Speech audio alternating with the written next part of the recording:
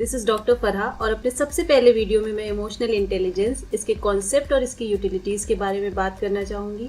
ये UPSC mains का GS4 का बहुत ही इंपॉर्टेंट टॉपिक है और ये बहुत ही फ्रीक्वेंटली पूछा जाता है, तो इसको आपको तैयार करना चाहिए। जैसे कि बहुत ही रिसेंटली 2017 में बहुत डायरेक्ट क्वेश्चन पूछा गया था इमोशनल इंटेलिजेंस को लेकर कि इमोशनल इंटेलिजेंस एडमिनिस्ट्रेटिव प्रैक्टिसेस में कैसे आप अप्लाई करेंगे, इसको कैसे यूज़ करेंगे, इसकी यूटिलिटी क्या है। तो ये एक डायरेक्ट क्वेश्चन था।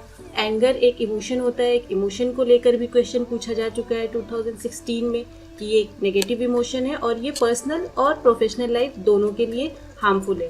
तो इसको कैसे कंट्रोल करना है, कैसे मैनेज करना है, इससे रिलेटेड क्वेश्चन था। और कैसे ये अनडिज़ायरेबल बिहेवियर, ऐसे बिहेवियर जो नेगेटिव होते हैं, जो हार्मफुल होते हैं, वो उसको लीड करता है। एक और क्वेश्चन पूछा गया था और वो भी बहुत डायरेक्ट था, वो 2013 का क्वेश्चन है कि what is emotional intelligence and how can it be developed in people. इसको आप कैसे डेवलप करेंगे, क्या इसको डेवलप किया जा सकता है। और इस क्वेश्चन का दूसरा पार्ट था कि emotional intelligence ethical decision making में कैसे हेल्प करता है, इसका क्या रोल है। एथिकल डिसीजन मेकिंग में इमोशनल इंटेलिजेंस का रोल आपको बताना था। सैलोवो एंड मेयर ने इमोशनल इंटेलिजेंस के 4 कंपोनेंट बताए और ये बहुत ही इंपॉर्टेंट कंपोनेंट है इमोशनल इंटेलिजेंस के। सबसे पहला है परसीविंग इमोशंस का प्रत्यक्षण करना। जैसे कि जब हम किसी इमोशंस में होते हैं तो कुछ नॉन वर्बल क्यूज़ होते हैं, उनको समझना। और कभी कभी हमसे ये गलती भी हो जाती है, उन नॉन वर्बल क्यूज़ को हम नहीं समझते और कुछ ऐसी बात बोल देते हैं जिससे सामने वाले का गुस्सा या उदासी और इंटेंस हो जाती है। तो हमें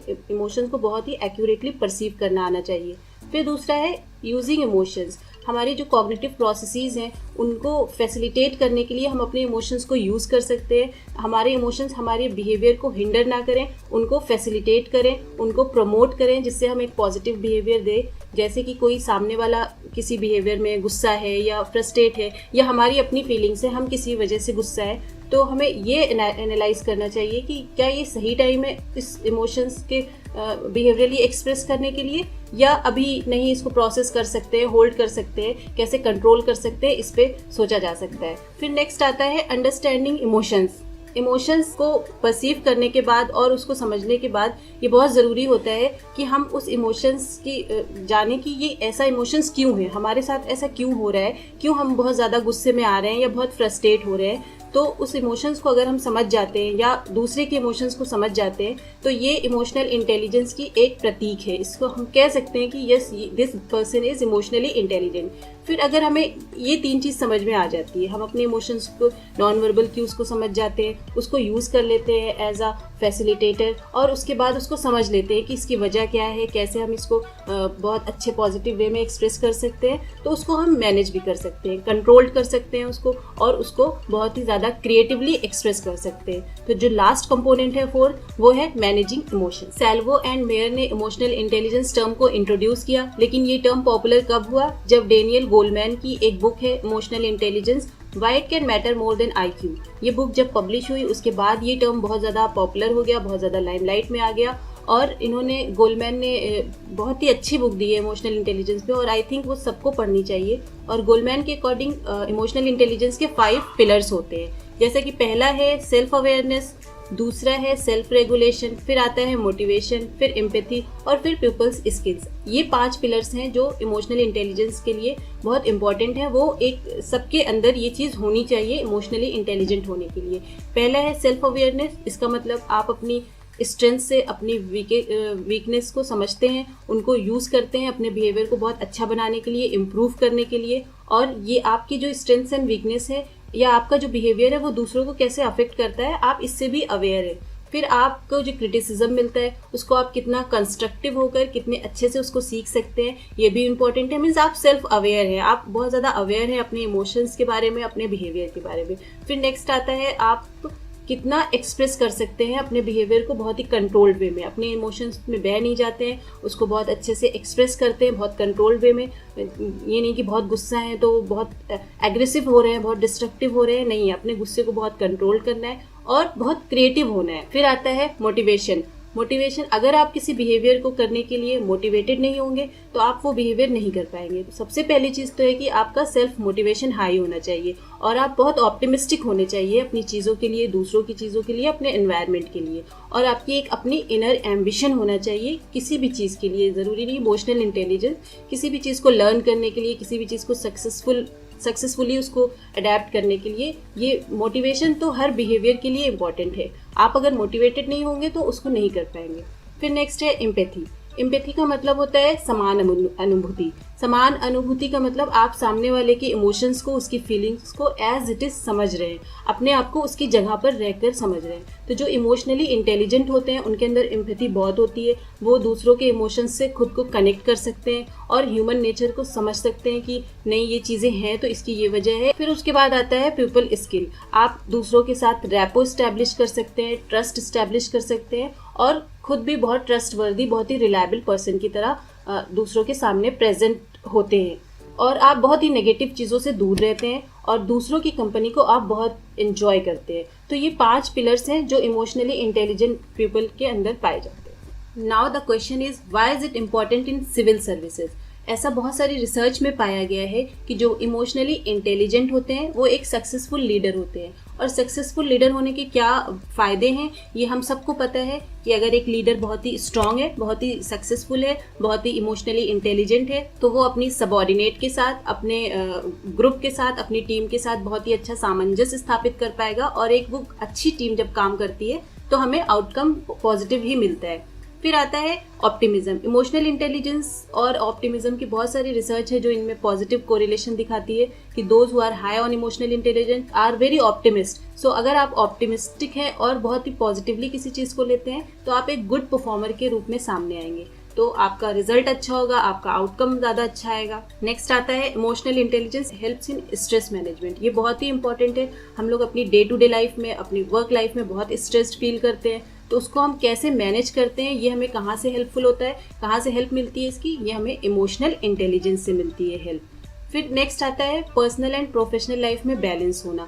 अगर आप अपनी पर्सनल लाइफ में, प्रोफेशनल लाइफ में बहुत बैलेंस्ड हैं, दोनों चीज़ को बहुत अच्छे से सामंजस्य के साथ कर रहे हैं, तो ये कहाँ से आप कर सकते हैं, ये इमोशनल इंटेलिजेंस से कर सकते हैं। अब हमें ये पता चलता है कि अगर हम इमोशनली इंटेलिजेंट हैं, एक सक्सेसफुल लीडर हैं, तो हम अपनी ग्रुप टीम के साथ अच्छा काम कर रहे हैं, अपनी पर्सनल लाइफ में अच्छा कर रहे हैं, तो हमारे आसपास एक हेल्दी और पॉजिटिव एनवायरनमेंट होगा। तो वो एनवायरनमेंट हमें और पॉजिटिव बनाएगा, जिससे हम और अच्छा परफॉर्म करेंगे। तो ये हमारे लिए बहुत इंपॉर्टेंट है कि हम अपने आसपास बहुत पॉजिटिव एनवायरनमेंट क्रिएट करें। और ये कैसे होगा, ये इमोशनल इंटेलिजेंस से होगा।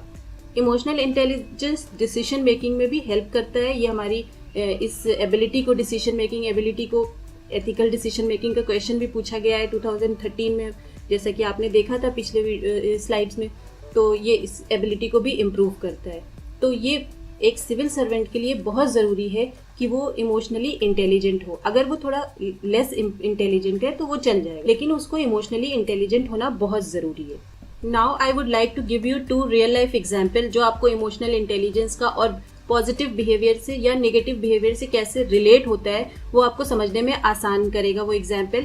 पहला एग्जाम्पल है MS धोनी का। आप सब जानते होंगे वो इंडियन टीम के कैप्टन भी रह चुके हैं। और अगर आपने वो उनकी मूवी बायोग्राफी जो उनकी है MS धोनी पर बनी हुई है उसको देखा होगा, तो आपने देखा होगा कि पर्सनल लाइफ में और जब वो क्रिकेट खेलते हैं तब उनका जो एक बैलेंस्ड वे में बिहेवियर आता है, जब उनके बहुत सारे अप्स एंड डाउन्स होते हैं उनकी लाइफ में, जब उस मूवी में हम देखते हैं या जब वो मैच खेलते हैं, आप लाइव मैच भी देखते होंगे, तो जब हमारे रन रेट बहुत हाई हो, बॉल कम होती है, हमारे पास ओवर कम होता है, तो वो जिस तरह से बहुत ही बैलेंस्ड वे में मैच खेलते हैं और जितना कूल होकर, जितना काम होकर वो अपना बिहेवियर करते हैं, वो एक इमोशनली इंटेलिजेंट पीपल की पहचान है। हम ये कह सकते हैं कि जो बहुत ही बैलेंस्ड हो, वो अपने इमोशंस में फ्लो में ना जाए, वही एक इमोशनली इंटेलिजेंट पर्सन है।